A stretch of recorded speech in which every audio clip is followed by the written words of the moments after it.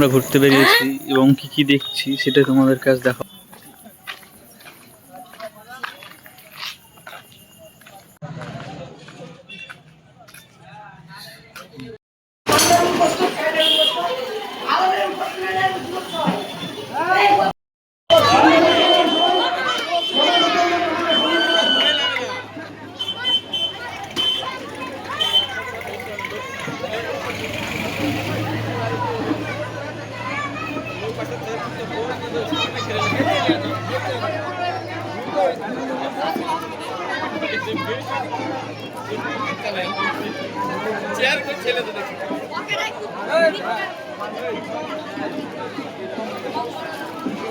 আপনারা চেয়ারম্যানে বসুন, আমরা আমাদের সভা শুরু করব।